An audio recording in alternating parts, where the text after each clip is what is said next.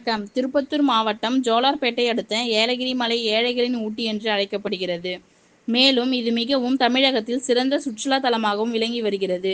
இந்த நிலையில் ஏலகிரி மலையில் சுற்றுலா வளர்ச்சி பணிகள் மேற்கொள்ள வேண்டும் என கோரிக்கை எழுந்த நிலையில் ஏலகிரி மலை புங்கனூர் ஏரி பகுதியில் அமைந்துள்ள படுகை இல்லத்தில் வளர்ச்சி பணிகள் மேற்கொள்வதற்காக சென்னையில் இருந்து காணொலி காட்சியின் வாயிலாக 7 லட்சம் மதிப்பீட்டில் வளர்ச்சி பணிகள் குறித்து அடிக்கல் நாட்டு விழாவை தொடங்கி வைத்தனர்.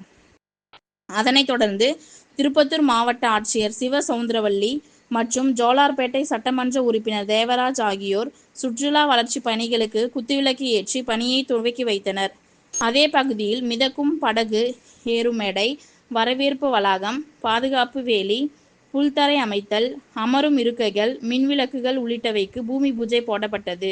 இதில் ஜோலார்பேட்டை ஒன்றிய சேர்மன் சத்யா சதீஷ், ஏலகிரி மலை தலைவர் ராஜஸ்ரீ கிரிவேலன், மாவட்ட சுற்றுலா அலுவலர் ஆனந்தன் மற்றும் திமுக முக்கிய நிர்வாகிகள் என பலர் கலந்து கொண்டனர். ரெட் நியூஸ் தமிழ் செய்திக்காக துணை ஆசிரியர் விழுப்புரம் ஜோதிலிங்கம். செய்திகளை உடனுக்குடன் தெரிந்து கொள்ள ரெட் நியூஸ் தமிழ் சேனலை சப்ஸ்கிரைப் செய்யவும்.